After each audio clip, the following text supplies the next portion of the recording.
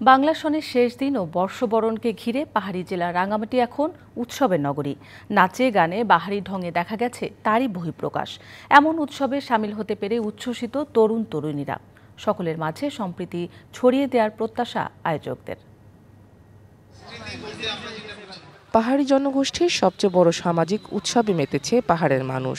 বিজু, বৈশুক, সাংগ্রাই, বিহু, বিশু নামে আয়োজিত বিভিন্ন জাতিগোষ্ঠী ভিন্ন ভিন্ন উৎসব পার্বত্য অঞ্চলে পালন হয়। মূলত চৈত্রের শেষ দিন ও নববর্ষ বরণকে উপলক্ষ করে এই অনুষ্ঠানের আয়োজন করা হলেও পক্ষকালীন ব্যাপী থেকে যায় অনুষ্ঠানের রেশ।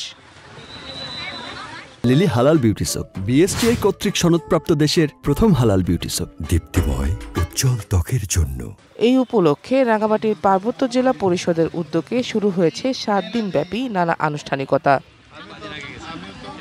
নাচ, গান ও বিভিন্ন খেলার পাশাপাশি রয়েছে মেলার আয়োজনও। তাদের কালচারগুলোর সাথেও পরিচিত হওয়ার সুযোগ হয় আর কি, যেটা আমরা তো আসলে সমতলে থাকি। বিজু একটি সামাজিক উৎসব, এটা প্রতি বছর বাংলা বছরের শেষ দিন, চৈত্রের শেষ দিনে এটা আমরা পালন করি। সবাই মিলে একত্রিত করে মানে নতুন বছরকে শুভেচ্ছা জানানো অনেক ভালো লাগে। বিজুর শুভেচ্ছা রইল সবাইকে, বিজুর জন্য বিজুতে দাওয়াত রইল। এবার উৎসবকে আরো রঙিন করে তোলার কথা জানিয়েছে আয়োজকরা। বিজু উৎসব আমরা শুরু করেছি, এখানে আমরা মেলা বসিয়েছি।